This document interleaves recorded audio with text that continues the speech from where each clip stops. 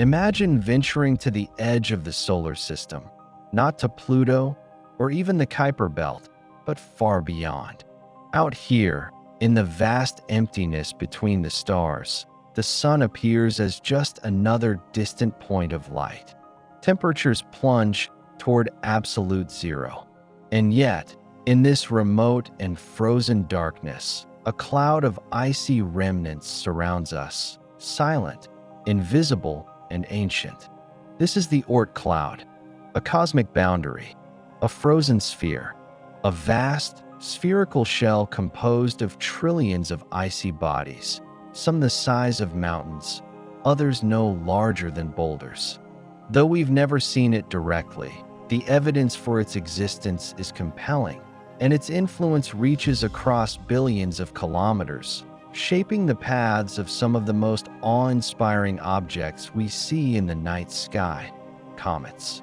Today, we explore the Oort cloud's pivotal role in the evolution of these icy wanderers, how it forms, preserves, and occasionally unleashes comets that light up our skies, deliver ancient secrets, and connect us to the very beginnings of the solar system. The Oort cloud was first proposed by Dutch astronomer Jan Oort in 1950. He observed that certain comets had orbits so eccentric and long that they could not have originated from the known planets or even from the Kuiper Belt. To explain their strange trajectories, Oort theorized the existence of a vast, distant reservoir, one that surrounded the solar system in every direction. This hypothetical structure, now widely accepted by astronomers, begins at roughly 2,000 astronomical units. That's 2,000 times the distance between Earth and the Sun. It may extend to 100,000 Australian dollars or more, placing it nearly 1/4 of the distance to the nearest star, Proxima Centauri. If the solar system were the size of a dinner plate, the Oort cloud would be a distant halo stretching several meters away in every direction. It is believed to contain trillions of icy fragments, debris left over from the early solar system. These objects were likely formed closer to the Sun, near the giant planets, but were flung outward by gravitational interactions with Jupiter, Saturn, Uranus, and Neptune during the chaotic early epochs of planetary migration.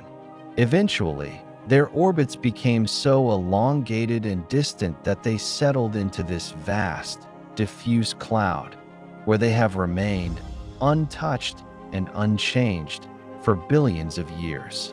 The Oort cloud is divided into two parts: the inner region, or Hill's cloud, which may contain the majority of mass and is more disk-shaped, and the outer Oort cloud, a spherical structure that truly envelopes the solar system. From this spherical outer shell come the long-period comets, icy messengers that travel for millennia before making a single pass through our skies. For most of their lives, Oort cloud objects remain undisturbed. They follow slow, stable orbits around the Sun, often taking millions of years to complete a single revolution. But space is not a perfectly still place. The gravitational pull of nearby stars, molecular clouds, or even the tidal forces of the Milky Way itself can nudge these distant icy bodies, subtly altering their orbits. Sometimes, that nudge is enough to dislodge an object from its distant perch. Once perturbed, it begins a long, slow fall toward the inner solar system, a journey that may take millions of years. Over time, the Sun's gravity pulls it closer, accelerating it inward on an elongated, elliptical path. Eventually, the icy nucleus begins to feel the warmth of the Sun for the first time in eons. This is when the true transformation begins. As the comet nears the Sun, solar radiation heats its frozen surface. The ices, mostly water, carbon dioxide, methane, and ammonia, begin to sublimate, turning directly from solid to gas. gases and dust burst forth from vents and fractures, creating a shimmering cloud called a coma, which surrounds the nucleus and can grow to be tens of thousands of kilometers wide. At the same time, the solar wind, a continuous stream of charged particles emitted by the sun, pushes this material away, forming the familiar tails that make comets so visually spectacular. One tail, made of gas ions, points directly away from the sun, shaped by the magnetic field of the solar wind. The other, composed of dust particles, curves gracefully along the comet's orbital path. As dramatic as a comet's transformation is, it comes at a cost. Each trip around the sun strips away surface material. With every perihelion passage, the closest approach to the sun, a comet loses part of its mass. Over time, this repeated sublimation erodes the nucleus, reshaping it, darkening it, and in some cases, reducing it to rubble.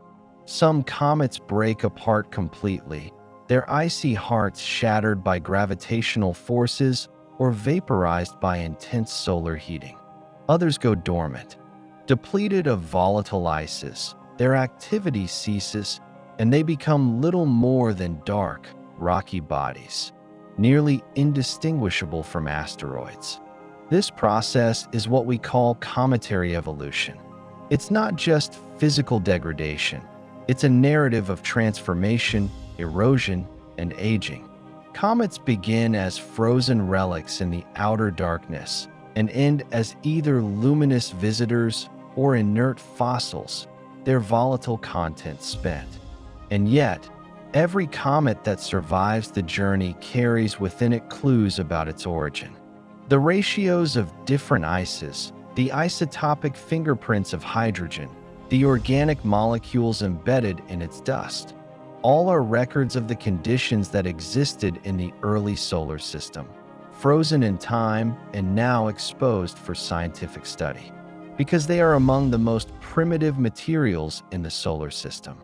Unlike planets and moons, which have been altered by volcanism, tectonics, or atmospheres, comets retain the original building blocks of the solar nebula, the cloud of gas and dust from which the sun and planets formed.